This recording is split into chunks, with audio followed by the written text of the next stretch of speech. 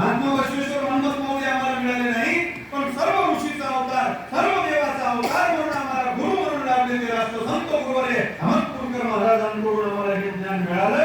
आमची दृष्टी, आमची भक्ती खरंच पालटलेली आहे.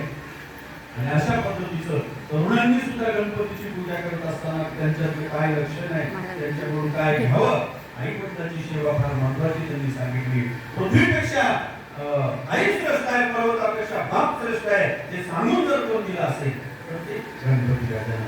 म्हणून आज गणपतीच्या योगानं त्यांचं आगमन असतो. गुरुवर यांच्या सानिध्यामध्ये मला उपस्थित राहण्यासाठी, दोन शब्द तुम्हाला बोलण्यासाठी मला संधी मिळाली. सांगत असताना पुन्हा एकदा मी दोन शब्द सांगतो की हे भक्तीस्थळ अहमदपूर या ठिकाणी जे जे काही कार्यक्रम चालतात, मी एक राष्ट्रसंताचा सेवक म्हणून तुमच्यापुढे ते दोन शब्द बोलू लागलो की आप्पा असताना गर्दी मावत होती, आहे का नाही? तुम्हाला सगळ्यांना माहित आहे, मी पुढे जाऊ का, तू पुढे जाऊ का, माझं दर्शन हो का, तुझं दर्शन हो का, हे अशी गर्दी होती. पण मला म्हणायचं आहे, जे आप्पाचे 87-84 अनुष्ठान झाले ते आप्पाच्या स्वतःसाठी होते, तर तुमच्या आमच्या सुखासाठी, राष्ट्रासाठी, देशासाठी, समाजासाठी अनुष्ठान होते. म्हणून त्या अनुष्ठानातून मिळालेली शक्ती ते तुम्हाला मला प्रदान करत होते. सर्व आणि काही आयुष्य करावे सुखाचे मळे पिकवावे, हे आप्पाचं काम. आता तिसरं अनुष्ठान आहे आप्पाच्या नंतर. मग मला म्हणायचं आहे, आप्पा असताना जे काही सगळं आपण केलो, पण नसताना आपण नाही कसं नाही. बाबा हमेशा सांगतात आमचं त्यांच्या प्रवचनातून, आपणा जी समाधीमध्ये पेटीमध्ये ते बसले होते ना, इथपर्यंत विभूती आहे, पण वरचे डोळे उघडे, कान उघडे, चेहरा उघडा आहे, ते कशासाठी? तर कोण येऊ लागलेले आहे, येणाऱ्यांसाठी आशीर्वाद, येणाऱ्यांसाठी कृपादृष्टी देण्यासाठी आपण अजूनही आहेत आहेत आहेत, आपण गेलेले नाही.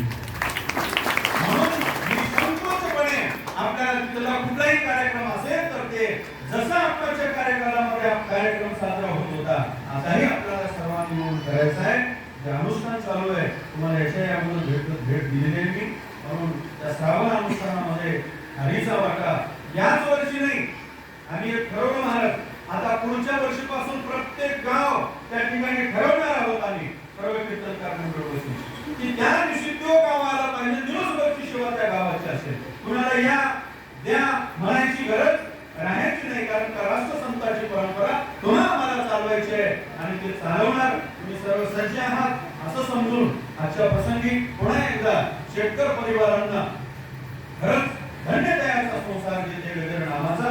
कांता पुत्र बंधूचं नाव घे शरण देवासी, कांता पुत्र जावया हो जावयापासून शरण आले. मी आज बघितलं एवढं महान असं प्रेमळ कुटुंबात मला बघायला मिळालं. म्हणूनच एकदा यांच्या कुटुंबाला एवढीच गणपतीरायाच्या चरणी प्रार्थना करतो की अशाच पद्धतीचं धर्म कार्य, समाज कार्य, समाजाची सेवा, भगवंताची सेवा, धर्माची, देशाची सेवा त्या परिवाराकडून घडो एवढी प्रार्थना करून मला या ठिकाणी बोलण्याची संधी दिल्याबद्दल दोन शब्द गणपतीरायांच्या उपस्थित गुरुवरायांच्या चरणी अर्पण करून या ठिकाणी थांबतो.